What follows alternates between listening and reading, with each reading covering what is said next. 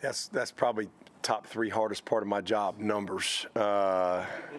It's crazy. But anyway, well, first of all, Merry Christmas to everybody. And but secondly, man, shout out to Noons and the boys, Big Noonan and them. That was just freaking awesome.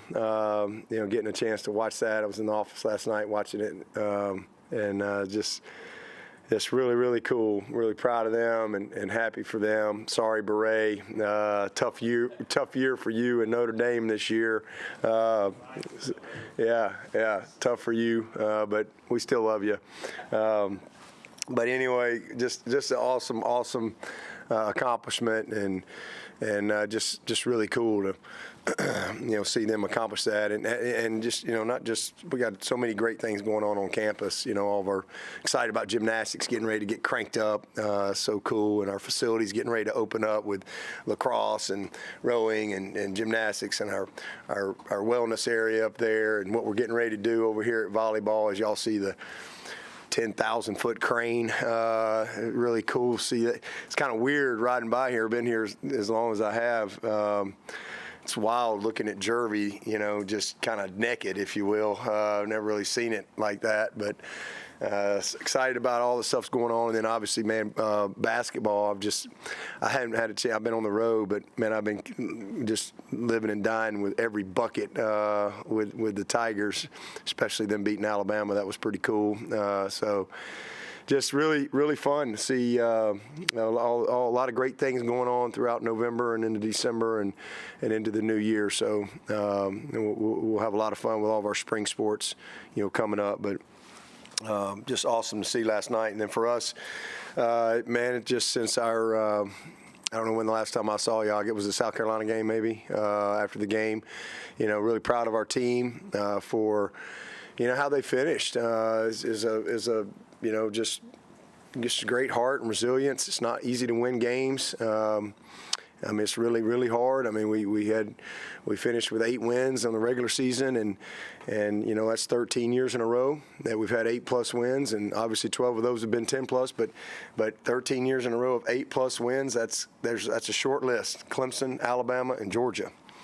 So I know everybody thinks it's easy to win, but it's so hard. And so I'm proud of our guys, backs against the wall, and just how they finished. Guys stepping up, a lot of personnel down, and to see them rise up the way they did was great.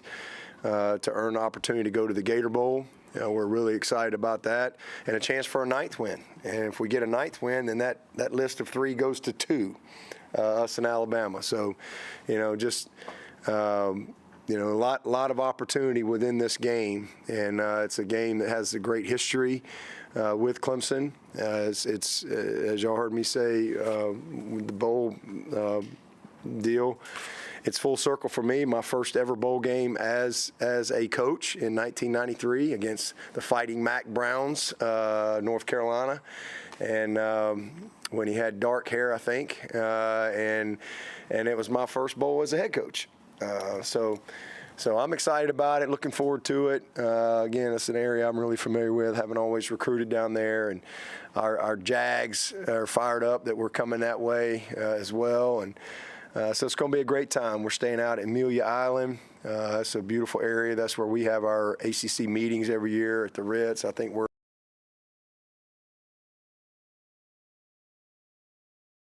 but it's a great setup. We'll practice at Fernandina Beach, so it'll be a good trip and a great matchup. Kentucky. This is 2 teams I think that have battled all throughout the year. Kentucky is the job that Coach Stoops has done is amazing. I think the same thing I would say in his tenure there. He's created consistency at Kentucky. I think that is not always been the case. And he's come in and he's taken that program and he has created consistency, and he's created a mentality and a toughness. They've won massive games, and they've been in position to win at the highest level. So, I just can't say enough about the job that he's done. And they got good personnel, and I think all their dudes are playing. I think some of them were not going to play, and then all of a sudden now they're going to play. So I think a lot of those guys understand this stage and the opportunity that they have, and so it's a really good matchup. I mean, offensively, they're very experienced up front. This is a bunch of big dudes that have played a lot of ball, and they're built to run it. That back is a great player. He leads the SEC in touchdowns. I think he's second in the SEC in receiving yards. So they get it to him a lot of ways. He's a really, really good player. 6, 7, and 9. They're 3 receivers. They spread the ball out. Leary, we know a lot about Leary. Obviously, we've seen him a bunch.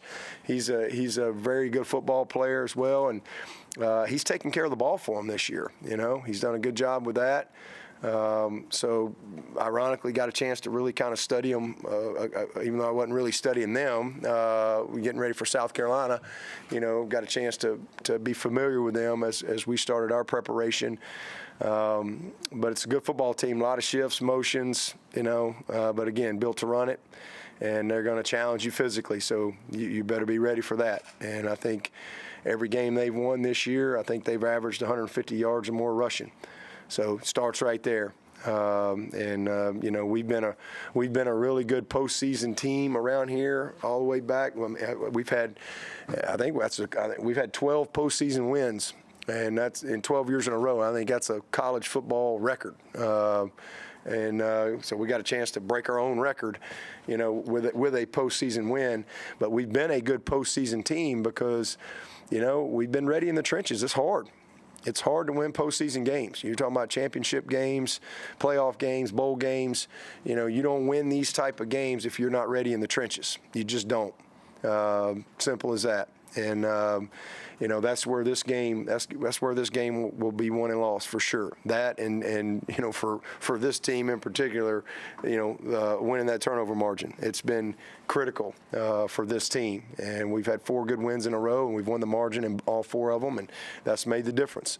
So that's what this one's going to come down to, and so excited about our preparation defensively. They got dudes.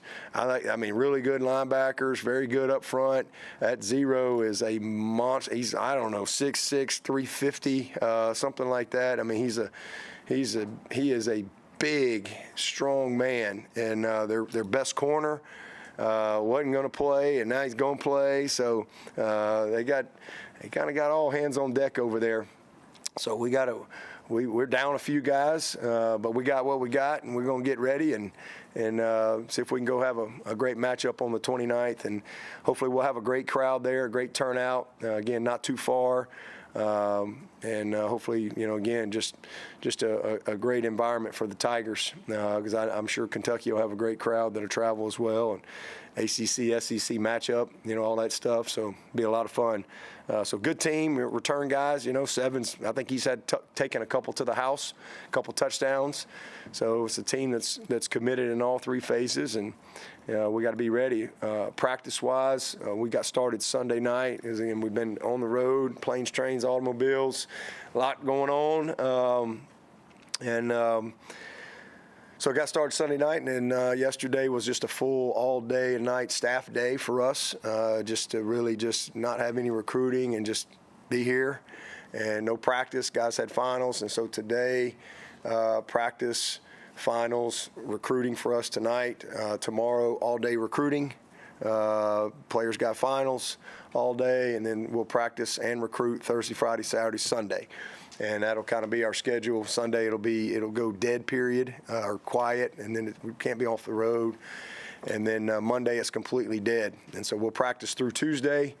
We'll give the players a couple days off. We'll be here through the 20th, signing day, all that stuff, and then we'll get down there. Staff's got to be there on the 23rd.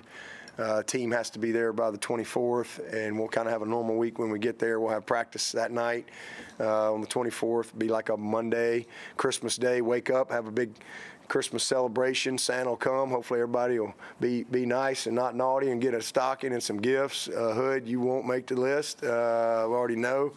And then we'll put on full pads and go have a good, tough Tuesday practice at Fernandina Beach. And so have a good week of prep and So that's kind of our state of Clemson, if you will, right now as far as our schedule and all that stuff. I know you guys will be out a couple days, and I guess I'll see most of y'all next Wednesday. We got a lot of graduates on this team. I'm really proud of that. We got a bunch of guys getting master's degrees and they're getting their undergrad degree next week as well. So it's just a lot going on. It's exciting. And, 2 new coaches, as y'all all know, and it's unfortunate the way the world is now and how things have to happen with, the calendar, the way the calendar is set up, but really excited about Chris and Matt coming in, and their families. These are two really, really experienced, 2 great coaches that I think just check every box for us, and it's been a good start. A lot of stuff going on for them too. But Chris and I go way back, as you know, and super excited for him to be back. And it's a different Clemson than the one he left in 2010. So he's excited to be back here. And then Matt, as he told me, this was probably the only job he would have taken. So I think a lot of excitement there, getting off to a good start. And this is a huge opportunity during bowl prep, for them to kind of get acclimated a little bit and start that relationship process and just kind of setting the foundation and learning a little bit. You got to learn the plays, got to learn terminology. There's a lot going on for them too. So that, how to speak the language. But this is a big time for us. We'll get a lot of work on Kentucky. We'll get a lot of work on Clemson. We'll get a lot of fundamental technical work. That's what you have to do. You got a lot of time to get ready for this game, and then we'll spend a lot of time developing our team. With what we call our JV work. This is really some of my favorite time of year is what we get done. It'll be very competitive. We'll probably have a couple scrimmages Saturday and maybe Monday.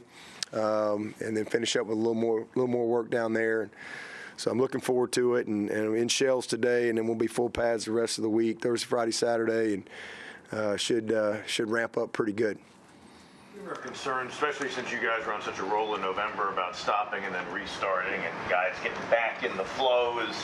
You've had to deal with it a million times, but what are some of the techniques to get everyone back up and running again? Yeah. A lot of the years, the past 8-9 years, we've been in the championship game, and so we've kind of had that week, and it's you're worried because you only got such a short break before you get back started. You usually have about a week and a half or so, but the biggest thing is that first week, just let them just have a break. I think they need it. Everybody needs to disengage. Obviously, there's a lot going on. Kids they don't have much time, so now they get a chance to kind of sit down and process things a little bit, a little extra time to heal up. But the first week was just kind of open gym, and then last week we had mandatory lifting and running, and there was a couple of days of skills and drills, so just kind of keep them sharp there, throwing and catching, and just some group individual work. And then this week we get back into practice. So, we've got a good plan for it to make sure that you're not starting from scratch, and you want them to be excited too. And so that's how you structure practice, because again, you got a lot of time to get ready. We're not on the field long with the varsity. We'll be out there a little longer because we got JV work, but we're not on the field long with the varsity. So we got to be really focused, and you want them to have good energy. And it's hard this week because you got finals going on as well. So you got to kind of balance that out. I think last year was the same, but several years prior to that, when we've gotten started, they had already had finals. So I wish, but everything's just, sometimes the calendar just changes on you like that. But so it's a little bit more to balance this week. With Matt and Chris sort of getting acclimated, like you said, who's in charge of the ball-specific stuff on the offensive line and defensive end? Matt and Chris. Yeah. Right away. Yeah. So we got like somebody telling them I don't read signals anymore. So a lot of times you see somebody on the field with me. I'm out of the signal business. I don't read signals. So I just want to know what the play is. The game day, I just hear the play, right? I don't read signals. So when we get out to practice, because we signal and so I always have somebody out there to tell me the play. And And then same thing. We just got somebody standing there with him. He knows what inside zone is, but he doesn't know what we call it. He knows what the power is. He knows what the counter is. He knows what 5-man protection is. He knows what 6-man. He knows what a full slide, 7-man protection. He understands all that, but he don't know what we call it, right? We some people call it 1, 2, 3, 4, 5, 6. Other people call it 1, 2, 3, 4, 5, 6, 7, 8, 9, 10, right? Some people call it something else. So you got to learn how to. Some people say hello. Some people say hola. Some people say bye, some people say adios. So you got to figure all that out. That's just, that's what makes football unique is it's not the same, right? It's the way Europe used to be back in the day. You go like to South Carolina or you go to Georgia and it was a different language, different government, different money, different everything, right? And that's the same thing. Football, it's not the same currency. It's not the same language. It's different governments, if you will. So you got to figure all that stuff out. But these are veteran guys. Chris Rump knows what a tech stunt is. He knows what on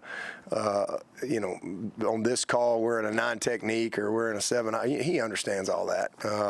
But how do we get to that? So we got people that help them, tell them, translate. Just like you watch baseball, you got guys that, they interview them right after the game, and they're from another country, don't speak English or whatever, and so they got somebody translating. That's what's happening. Do you anticipate that? Absolutely. Coach them up. In the Gator Bowl specifically. Yeah. Coach them up, man. That's why they're here. As best you can tell, is your roster going to stay the same as you know it today through the bowl game? As best I can tell. But as y'all know, it's just Tuesday of 2023 college football. So, best I can tell. So there's no one that is on the verge that you've been Not that I know of. with that you've been. Not that I know of. Larry'd probably know before me. Larry usually gives me the scoop. He'll text me and tell me, hey, did you know this? I'm like, well, I didn't know that. I better check on that. I ain't got time to read all that stuff, but no, I don't know. And saying, some JV stuff being done, getting some guys reps or whatever. Is some of that as these first week or 2 of practice go on, or you may be thinking in the back of your mind, we may actually be using this guy more than normal just because things can change between now and the bowl game. Does that cross your mind? This is a huge opportunity for some of these guys, to get a really some wind in their sails and some momentum into spring. But some of them, you got to be ready to play. Like we have no corners. I'm drafting guys. We got all kind of people playing corner.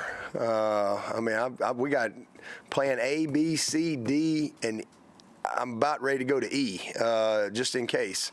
Obviously we got Avion and we got Shelton, and those are.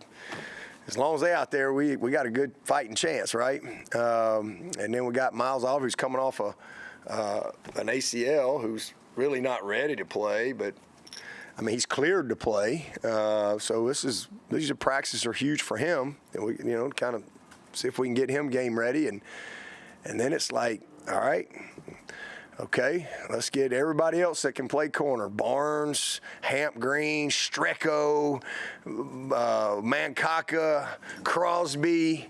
Who else can play corner? Who else played corner in their high school career? And let's just keep it simple, It's either cover 1, 2, or 3. That's all you need to know. And just get the basics down, because you got to be able to function.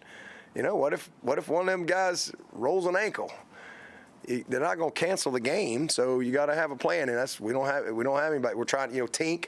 Obviously, Tink's not quite 100%, but we're hoping by the time we get to the bowl, he could go play. Obviously, he could go play corner. So, yeah, y'all thought I was kidding. I was like, man, no, we're looking for anybody and everybody to create the type of depth. So it's a great opportunity for some of these guys to get some real looks. Sheridan Jones and Sheridan's not going to be able to go. is it injury? He's not going to be able to go. His hips, got a shot the last couple games to try to be ready, and he just doesn't feel. And he's been battling some migraines, kind of really all year. He had to miss a game for that, as y'all know, but he just doesn't think he can do it, and that would be. And maybe if something changed there, I don't know. We'll see. Maybe it changes by the time we get to the bowl. But because even if he couldn't play, just having him ready to play would be a shot in the arm for us. But so we got plenty of guys. We'll figure it out. We'll create some depth. We'll get some guys that'll scrap and go battle. Move Shipley over there. Shipley will go do it if we need him to. Put him on the list. We got what we need. Speaking of, I think he's maybe the last guy in terms of flirting with NFL draft stuff that hasn't said anything yet. Do you think he'll stick with y'all? Shipley? Yeah, Shipley, and decide after. I'll let him tell y'all that. I won't steal his thunder either way. I'm sure he'll probably meet with media at some point. So I'll let him tell y'all whatever he's going to do. He's playing in the bowl game for sure. I guess Barrett Carter announced that he is coming back. I guess what discussion did you have with him about that? Why do you think that's a good move for him? Because I think he's got a chance to be a top 15, top 20 pick.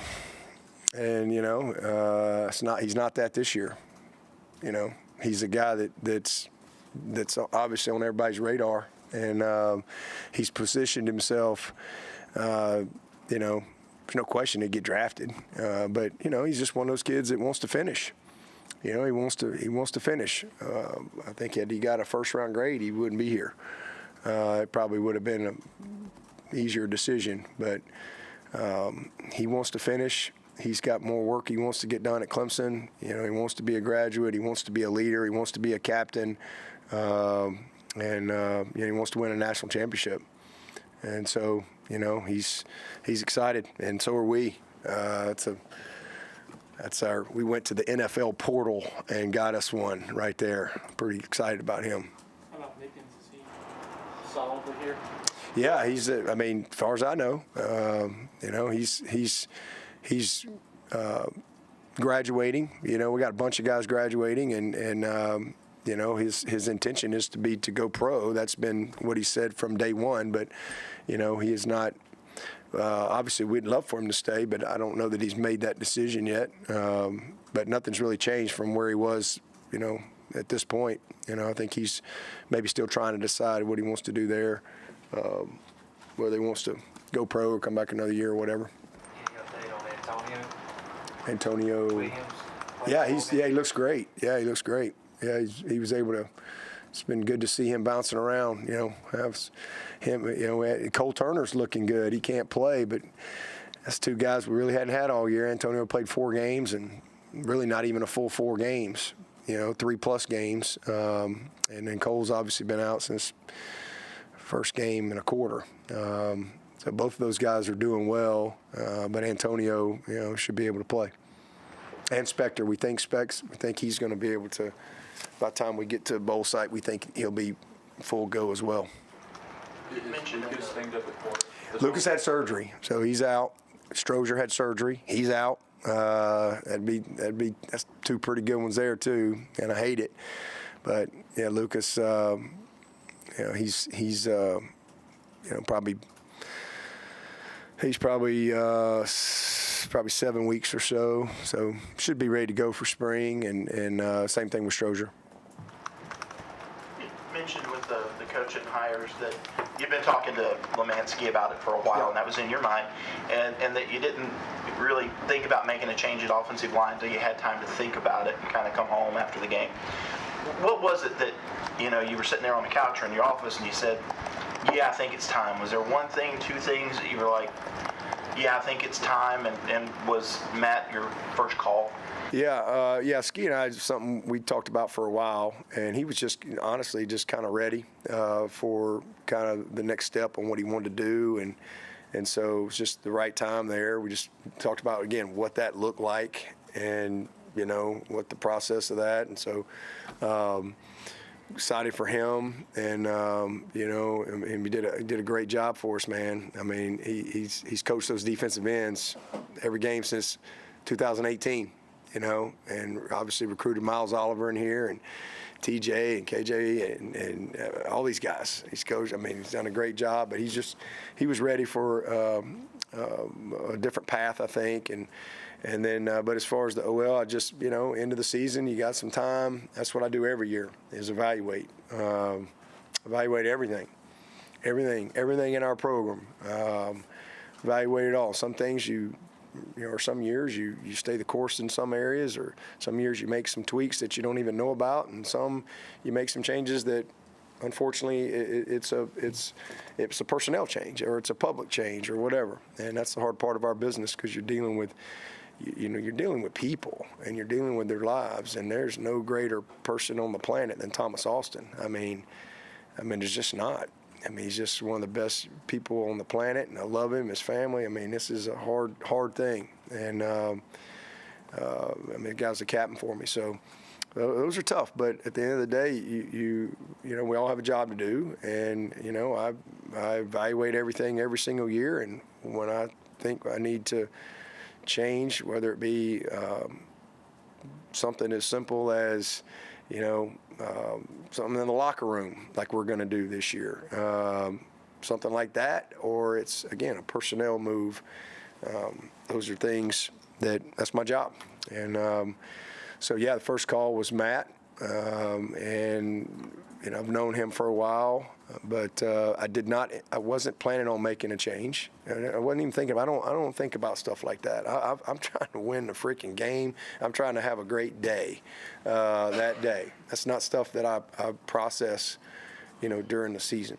And so, but, you know, after just some conversations and meetings and just kind of evaluation, I felt like we just needed a different direction there. And so reached out to Matt, and I mean, it was very quick, and he was my first call.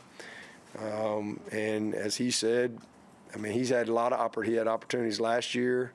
He's had a bunch of opportunities to get back in, but this was, as he said, the only job that he would get back in for. And so it was the right timing for him, right timing for us, and it's been a lot of fun, you know, getting that transition started. You know, you're gonna love him. He's got a great wife, you know, Ashley. She's awesome, and Harrison and Cooper, his two boys, are 15 and 12. You know, Coach Frew over at Daniels, the luckiest coach on the planet. You know, recruiting all these football players in here for him. So he's got some couple boys that play ball, and then same thing with Chris Rump. You know, I coached Chris's youngest son. He was on my travel baseball team for years, little Chris, and we called him the rump shaker because he'd get up in that batter's box and he'd just shake that rump. He'd just shake it. So we called him the rump shaker, and now he plays DN for the Chargers, and so it's kind of cool to watch him grow up and mature. And you know, a lot of great memories of little Chris running around at camp, and then, you know, Elijah was just a baby, and now Elijah is a grown man. You know, he's a big time running back, linebacker guy somewhere out in Minnesota, and so, you know, hopefully Daniel High is going to continue to have a bunch of coaches' kids. Man, we've had some great ones roll through here, so. It's been fun, but great guys and good fits for us, and have already hit the road. I've been on the road with them. I mean, they've got a great presence and great reputations with you know, coaches and all the people involved in recruiting. So y'all will enjoy working with both of those guys. With Hunter Helms leaving, do you think the numbers dictate maybe looking into the portal at quarterback at all this offseason? No, we you know, we talk about that at every position, but we like the guys we have, and we like who's coming. So we feel pretty good about the direction that we have there, and Paul Tyson's going to stay. So, you know, Paul's going to stay. He's got another year, but he's going to be, you know, we call him Uncle Paul. So Uncle Paul's he's going to kind of be Zeb Nolan. He's going to be our Zeb Nolan. And Lord, how God help us. Hopefully we don't have to get to that point. You know, if you get to a fourth quarterback, it's usually not pretty good anyway. It's probably you're probably resetting your goals, Larry, if you're down to your fourth quarterback. But Uncle Paul's going to stay. Uncle Paul's going to become a coach. He's going to become Coach Paul, and so he's going to be a student coach. And that's what he wants to do, and so that was kind of part of getting him here. But he's got another year of eligibility, so you know he's gonna be a coach, but he's gonna stay in shape and keep his arm ready. And you know, again, if we had to get to a fourth guy, you know, he'd be the guy to go play for us, and could function obviously, and you know everything. Obviously, he's gonna know the game plan week in and week out intimately, as kind of being a coach for us. But we're excited. We're excited about obviously Klubnik. We're committed to him, believe in him. He's our guy, and you know we saw a lot of growth in him this year. In his first year as a full-time starter, and I think you're going to continue to see that. He's got a lot of things he's got to do in the offseason, for sure. The game has slowed down for him. He's still got more to do there, but he makes elite plays, and he's gotten better at kind of cutting out some of those disaster plays that we had early on, and just kind of, again, just being a little smarter and settling in, a little more poise in the pocket and things like that. I think he's made great progress, and we really believe in that kid. He'll be a junior, and I think, you know, he stays the course. When he walks out of here a couple years, this kid's going to be a great winner here. I really believe that, and so does everybody else in the building. And then we're excited about CV. You know, we're kind of executing the plan that we put in place.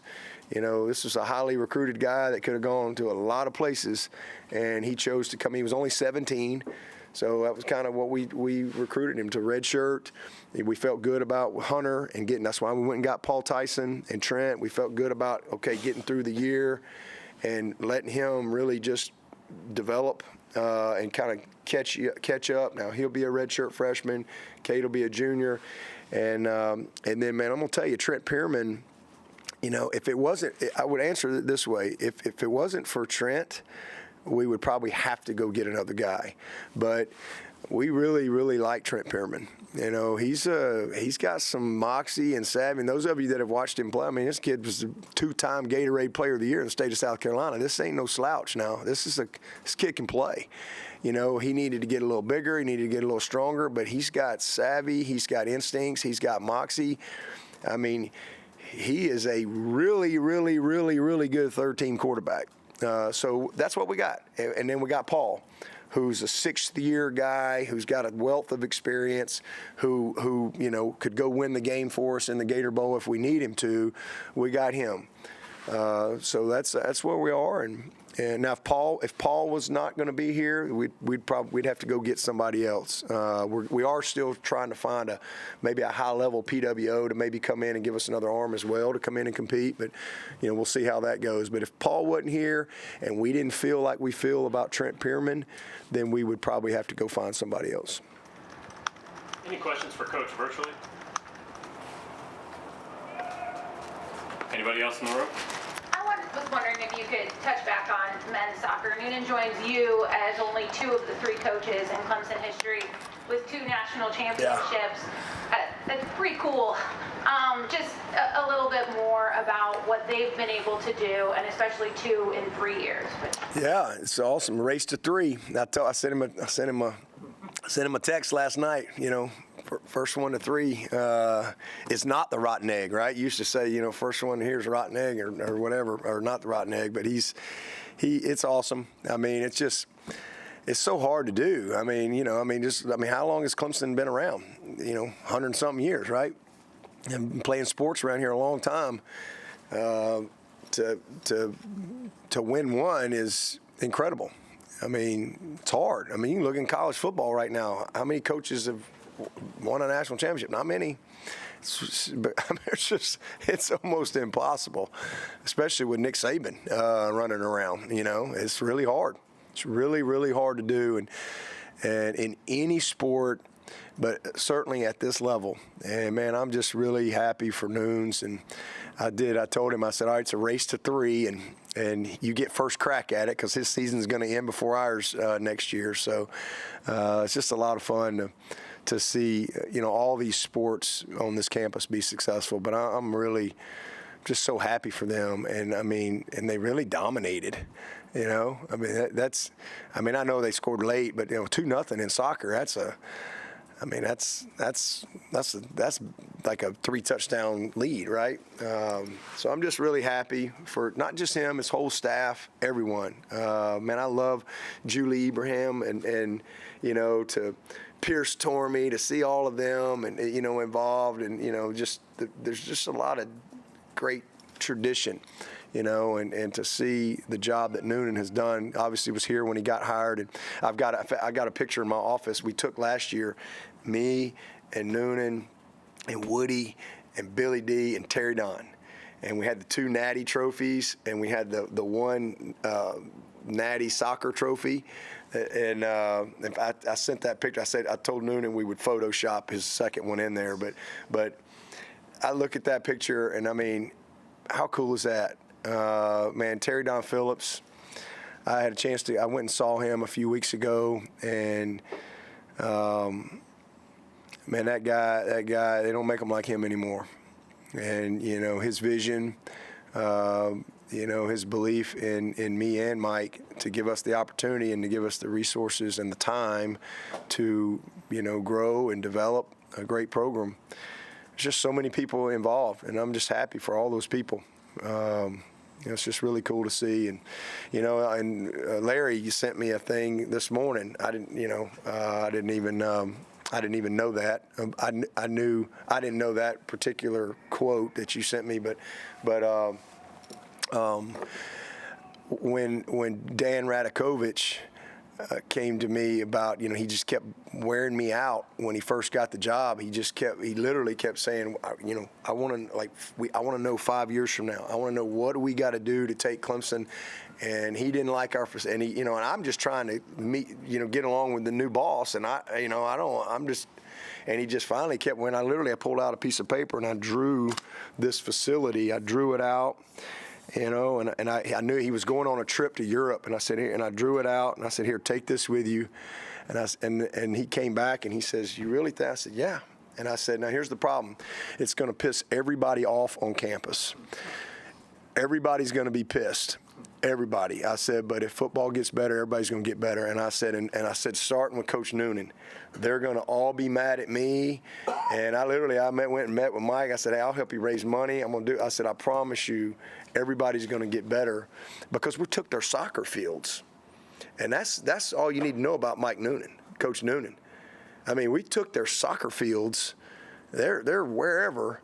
And man, he just stayed supportive, and that's why I'm so happy, because everybody sacrificed around here. Everybody sacrificed, and because everything was disrupted to build this facility. And, and it's been fun to see it come fruition. I think we've got the best athletic facilities in all of America. And, we've committed great resources.